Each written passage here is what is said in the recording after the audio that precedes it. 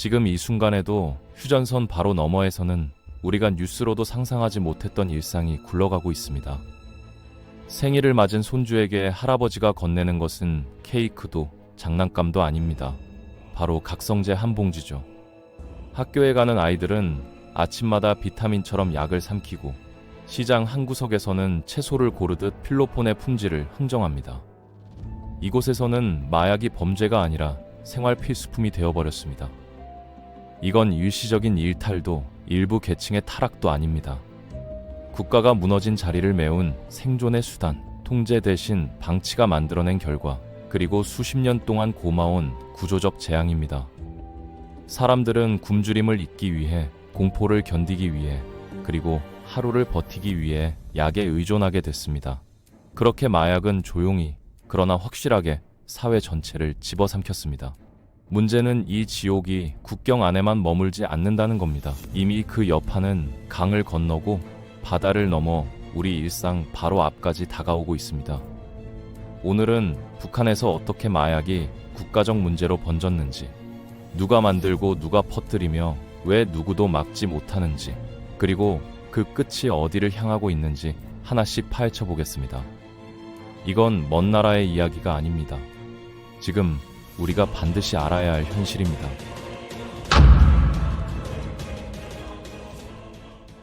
우리도 요즘 마약 문제로 골머리를 앓고 있지만 북쪽 상황은 차원이 다릅니다. 몇몇 사람들만의 일탈이 아니라 사회 전체가 이 물질에 의존하는 구조로 변해버렸으니까요.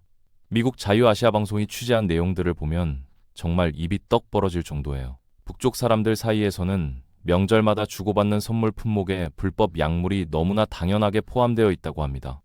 설이나 추석 같은 큰 명절 때 이런 걸 챙기지 않으면 손님 접대를 못했다는 소리를 듣는다는 거죠. 더 끔찍한 건 중학생만 되어도 이미 이런 것들을 접하고 있다는 점입니다. 집에서 어른들이 쓰는 걸 보고 자라니까 아이들 입장에서는 그냥 익숙한 풍경일 뿐이에요. 호기심으로 한두 번 시작했다가 어느새 중독의 늪으로 빠져들게 되는 겁니다. 놀라운 사실은 이게 가난한 사람들만의 문제가 아니라는 점입니다. 최고 권력층까지도 이 문제에서 자유롭지 못해요.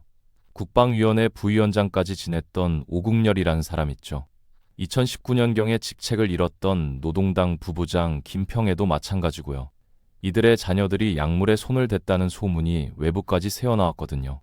심지어 김정은의 고모부로 유명했던 장성택이 총살당했을 때도 여러 혐의 가운데 하나가 바로 이 문제였다는 증언까지 있습니다. 물론 당 간부들의 이런 일들은 철저하게 비밀에 쌓여 있어서 겉으로 잘 드러나지 않죠. 그렇지만 권력층이 일반 주민보다 훨씬 쉽게 이런 물질을 구할 수 있는 환경이라는 걸 생각해보면 실제로는 우리가 아는 것보다 훨씬 더 광범위하게 퍼져 있을 가능성이 높습니다. 그렇다면 북쪽에서 가장 흔하게 유통되는 약물은 뭘까요? 현지에서 얼음 과자 또는 빈두라고 부르는 필로폰이 압도적으로 많습니다. 우리는 습관적으로 마약이라는 단어로 뭉뚱그려서 부르지만 실제로는 종류가 여러 가지예요. 크게 나누면 아편 계열이 있고 향정신성 계열이 있고 대마 계열이 있는데 이 모든 걸 합쳐서 마약류라고 부르는 겁니다. 북쪽에서 유독 필로폰이 많이 퍼진 이유는 명확해요. 양귀비나 대마초는 넓은 밭이 필요하고 원료를 뽑아내는 과정도 복잡하잖아요. 반면에 필로폰은 작은 실험실만 있으면 만들 수 있습니다. 간단하다는 말은 아니지만 화학 지식과 기본 장비만 갖추면 소규모로도 충분히 생산이 가능하다는 뜻이죠. 전기와 물, 그리고 정확한 화학 공식만 있으면 만들어낼 수 있으니까요. 대마초는 현지에서 역삼이라고 부르기도 하고 아편은 백도라지라는 은어로 통합니다. 서로만 알아듣는 암호처럼 쓰이는 거죠. 그럼 북쪽에서 이런 물질들이 얼마에 거래될까요? 화폐 경제가 제대로 돌아가지 않는 사회라서 정확한 비교는 어렵지만 국제 시세와 견줘보면 흥미로운 결과가 나옵니다. 필로폰 1g을 기준으로 보면 미국에서는 대략 48달러 정도에 팔려요. 태국은 그보다 훨씬 싸서 13달러 수준이고요. 그런데 우리나라는 어떨까요? 우리나라에서는 1g에 약 415달러, 우리 돈으로 환산하면 대략 63만 원 정도에 거래됩니다. 미국보다 무려 10배나 비싼 가격이죠. 이거 우리나라 단속이 워낙 철저하기 때문입니다. 반면에 북쪽에서는 평양 기준으로 1g에 우리 돈 19,000원에서 21,000원 사이에 팔린다고 해요. 자본주의 시장이 발달하지 않았고 인건비가 저렴하고 무엇보다 구하기가 쉽기 때문이죠. 우리나라나 서방 국가들, 심지어 동남아시아와 비교해도 엄청나게 저렴한 편입니다. 이런 물질들은 어떤 경로로 유통될까요? 북쪽은 인터넷이 우리처럼 발달해 있지 않습니다. 스마트폰을 들고 다니기는 하지만 실제로는 전화 기능만 되는 수준이에요. 온라인 거래가 불가능하니까 거의 모든 거래가 대면으로 이루어지죠. 각 지역마다 생산 거점이 있고 그곳에서 만들어진 제품을 중간 도매상들이 가져가서 유통시키는 구조입니다. 도매상에서 다시 소분집이라고 불리는 소매점으로 내려가고 최종적으로 일반 주민들은 이 소매점에서 구매하게 됩니다. 주민들은 직접 가게를 찾아가기도 하고 전화로 재고 여부를 확인하기도 해요. 경우에 따라서는 장마당 매대 뒤편에 숨겨놓고 거래하는 일도 있다고 하니까요. 생각보다 접근하기가 훨씬 쉬운 환경이라는 겁니다.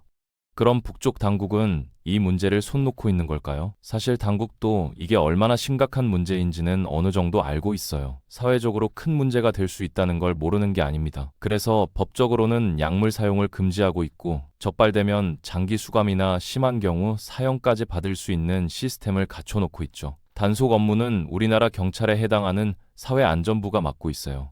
그런데 여기에 문제가 있습니다. 북쪽에서 가장 무서운 기관은 보위부인데 보위부는 정치 사상 관련 일을 처리하느라 이런 사회범죄에는 별로 관심이 없거든요.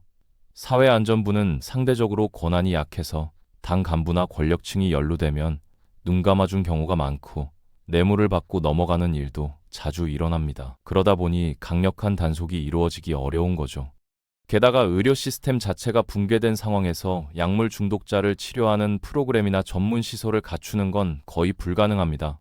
우리나라처럼 체계적인 재활 프로그램이나 전문 치료병원 같은 게 존재하지 않아요. 여러 증언들을 종합해봐도 제대로 된 치료시설은 발견되지 않고 있습니다. 이건 단순히 의지의 문제가 아니라 체제 자체가 그런 여력을 갖추고 있지 못하다는 의미죠. 북쪽은 약품이 부족하고 의료 환경이 극도로 열악한 곳입니다. 이런 상황에서 뇌졸중에 걸리거나 출산 과정에서 고통을 겪는 사람들에게 정식 의약품 대신 약물을 사용한다는 게 공공연한 사실로 알려져 있어요. 아편을 복용하면 각성 효과와 진통 효과가 강하게 나타나니까 사람들은 이게 정말 효과 좋은 약이라고 착각하게 됩니다. 그렇게 해서 소문이 퍼지고 점점 더 많은 사람들이 의존하게 되는 악순환이 반복되는 거죠. 북쪽의 약물 문제 역사를 거슬러 올라가 보면 일제강점기까지 닿습니다. 당시 일본은 식민지 정책의 일환으로 한반도에서 아편을 대규모로 재배하게 했어요. 군수 물자로 쓰기 위해서였죠.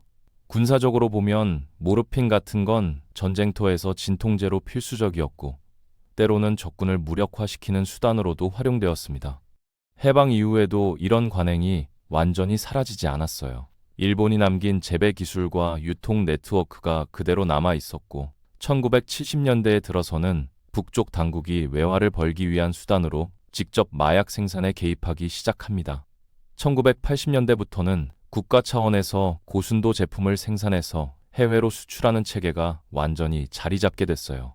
1960년대 후반부터 김일성이 직접 양귀비 재배를 지시했다는 기록이 남아 있습니다. 교시라는 형태로 하달된 거죠. 북쪽 당국은 아편을 생산하는 것은 물론이고 필로폰 같은 합성 약물까지 제조해서 대외로 수출하기 시작했습니다.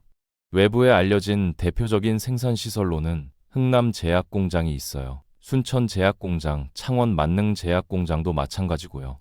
겉으로는 제약공장이라는 간판을 달고 있었지만 실제로는 내부에 마약 전문 생산시설을 별도로 운영하고 있었다는 증거들이 여러 차례 포착되었습니다. 군이 운영하는 시설에서도 이런 제품들을 만들 수 있었고요. 규모가 큰 시설들은 인공위성으로도 어느 정도 확인이 가능하지만 지하 갱도 같은 곳에 숨겨진 소규모 시설까지 파악하기는 정말 어렵습니다. 그럼에도 국가가 직접 개입했다는 점에서 상당한 양을 생산했을 거라고 추정하고 있어요. 정상적인 국가라면 상상조차 할 수 없는 일이죠. 국가가 직접 마약을 만들어서 팔다니요. 하지만 이건 독재 체제를 유지하는 사회주의 국가의 특성이라고 볼 수 있습니다. 북쪽 입장에서는 외화를 벌 수 있는 수단이 극히 제한적이에요. 국민들로부터 세금을 제대로 걷기도 어렵고 그럼에도 불구하고 체제를 유지하려면 막대한 자금이 필요하니까 이런 비정상적인 방법을 동원한 거죠. 통치 자금 가운데 약 44% 정도가 약물 유통, 위조 달러 같은 불법적인 수단으로 조달되었다는 분석도 있습니다. 실제로 당국자들이 직접 연루된 사건들이 적발된 적도 있어요. 2003년에는 봉수호라는 북쪽 선박이 호주에 헤로인 158kg을 들여오려다가 호주 군경 합동 단속에 걸려서 국제적으로 큰 망신을 당했습니다. 이런 사건들이 드러나면서 수출 경로가 막히자 오히려 내수 시장으로 방향을 틀었다는 분석이 지배적이에요. 국제사회의 감시가 강화되자 생산 공장들을 일시적으로 가동 중단했다가 분위기가 느슨해지면 다시 가동하는 식으로 운영했다고 합니다. 1994년 김일성 사망 이후 이른바 고난의 행군 시기가 시작됩니다. 냉전이 끝나고 공산주의 경제가 무너지면서 북쪽은 거의 고립 상태가 되었어요. 국제적인 지원이 끊기고 수십만 명이 굶어 죽는 참혹한 상황이 벌어졌죠. 이 시기를 고난의 행군이라고 부르는데 경제 자체가 완전히 마비되면서 공장들이 가동을 멈췄습니다. 마약 제조 시설도 예외는 아니었어요. 생산이 중단되자 과학자와 기술자들이 먹고 살 길이 막막해졌고 결국 민간으로 나와서 개인적으로 약물을 제조해서 몰래 파는 일이 벌어지기 시작했습니다. 이게 바로 약물이 일반 주민들 사이로 급속도로 퍼져나간 결정적인 계기가 됐어요. 설상가상으로 고난의 행군 이후에 배급 시스템이 사실상 붕괴되면서 의료 체계도 함께 무너졌습니다. 약을 구하기가 점점 어려워졌고 아파도 제대로 치료받을 수 없는 상황이 되었죠. 특히 고난의 행군 시절에는 질병이 만연했고 사람들이 계속 죽어나갔어요. 어쩔 수 없이 정식 의약품 대신 약물로 버티는 사람들이 늘어났고 그렇게 해서 사회 전반으로 빠르게 확산되었습니다. 결국 2000년대 중반이 되면서부터는 약물 사용이 완전히 일상화되었어요. 자유아시아방송 보도에 따르면 주민들이 생일이나 설날 같은 명절에 약물을 선물로 주고받는 게 당연해졌다고 합니다. 명절에 이런 게 없으면 기분이 나지 않는다는 말까지 나올 정도라고 하니까요. 국제사회가 본격적으로 통제에 나서면서 국가 차원의 생산은 표면적으로는 잘 드러나지 않게 되었습니다. 너무 크게 망신을 당하니까 북쪽도 마약 관리법 같은 걸 만들어서 형식적으로는 단속하는 척하고 있어요. 최근 들어서는 당국이 직접 관련되었다는 명확한 증거가 나오지 않고 있습니다. 하지만 그렇다고 해서 완전히 손을 댔다고 볼 수는 없어요. 핵 개발도 국제사회가 철저히 제재했지만 계속 진행한 것처럼 감시망을 피해서 더 교묘하게 숨어서 하고 있을 가능성이 높습니다.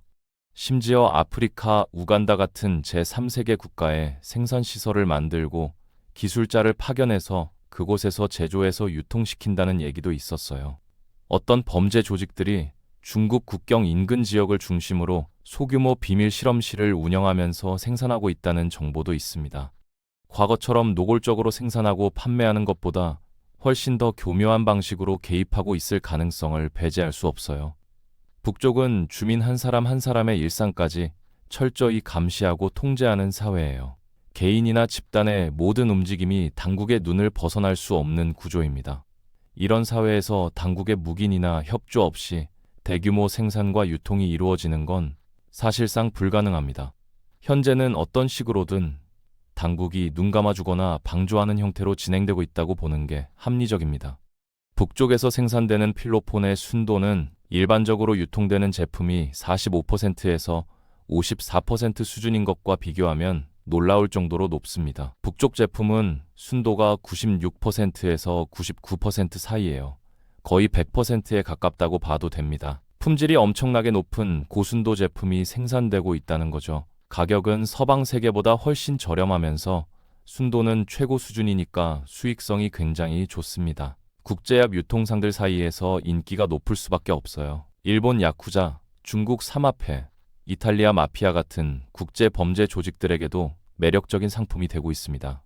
문제는 이렇게 생산된 물질들이 북쪽 사회를 병들게 하는 것은 물론이고 단둥 같은 국경 지역을 통해서 대량으로 빠져나가 우리나라에까지 흘러들어온다는 점입니다. 북쪽 마약 문제의 핵심을 정리하자면 이렇습니다. 당국이 생산을 주도했고 그 과정에서 축적된 기술과 생산물, 심지어 기술자들까지 민간으로 유출되면서 주민들 사이로 퍼졌어요. 일반 주민들이 약물에 광범위하게 노출되었다는 점에서 보면 이 모든 문제의 출발점은 결국 국가입니다. 자국민의 안전과 건강을 보호해야 할 국가가 오히려 이 문제를 촉발시킨 장본이라는 거죠. 이건 명백히 국가가 책임져야 할 문제입니다. 북쪽만의 문제가 아니에요. 우리나라에 미치는 영향도 심각하게 고려해야 합니다. 탈북민들의 증언을 들어보면 북쪽에서 약물에 접근하는 게 정말 쉬웠다고 말해요. 실제로 경험한 사람들도 많습니다. 문제의식이 부족하다 보니까 밀매나 유통 같은 범죄 행위에 손을 대는 경우가 있고 우리나라에 들어와서 적발되는 사례도 발생하고 있어요.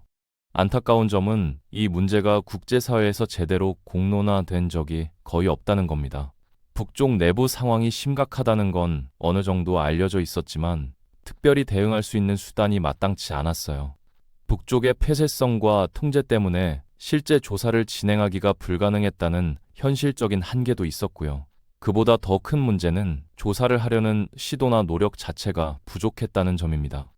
우리나라도 한때는 마약 청정 국가였습니다. 그런데 최근 몇 년 사이에 상황이 급격히 악화되었어요. 청소년층까지 약물이 파고들면서 청정 국가 지위는 이미 오래전에 잃었습니다. 지금 우리 사회도 심각한 마약 문제로 몸살을 앓고 있는 게 현실이에요. 북쪽에서 들어오는 약물뿐만 아니라 마약 자체를 국가 안보 차원에서 접근해야 한다고 생각합니다. 약물은 한번 손을 대는 순간 개인이 유혹을 떨쳐내기가 거의 불가능해집니다. 계속 복용하다 보면 일상적인 생활을 유지할 수 없게 되고 당연히 수입도 끊기게 되죠. 하지만 약물을 유지하려면 계속 돈이 필요합니다. 결국 가족에게 돈을 빌리고 그것도 안 되면 폭력을 써서라도 돈을 빼앗고 나중에는 범죄 행위까지 저지르게 됩니다. 개인의 문제로 시작된 게 가정을 무너뜨리고 여러 가정이 무너지면 결국 사회 전체가 붕괴되는 겁니다. 철저한 단속과 강력한 처벌도 물론 필요합니다. 하지만 가장 중요한 건 관련 기관들 사이의 유기적인 협조 체계를 구축하는 거예요. 검찰, 경찰, 국정원 같은 여러 기관들이 긴밀하게 협력해야 합니다. 게다가 약물은 국경을 넘나드는 초국가적 위협이기 때문에 국제사회와의 공조도 절대적으로 중요해요. 이 문제를 단순한 범죄가 아닌 국가 안보 차원의 위협으로 인식하고 대응해야 합니다.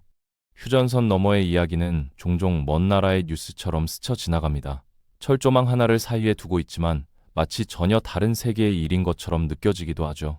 하지만 우리는 잊지 말아야 합니다. 그들은 남이 아니라 같은 뿌리에서 나온 사람들이라는 사실을요.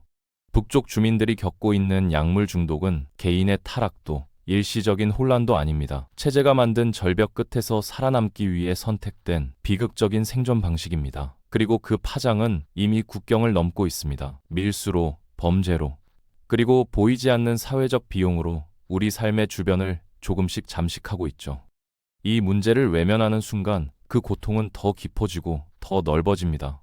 언젠가 마주하게 될 미래, 언젠가 함께 살아가야 할 그날을 생각한다면 지금 우리가 해야 할 일은 외면이 아니라 이해입니다. 분노보다 먼저 알아야 하고 혐오보다 먼저 직시해야 합니다.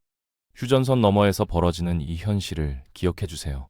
그들의 문제는 곧 우리의 문제이기 때문입니다.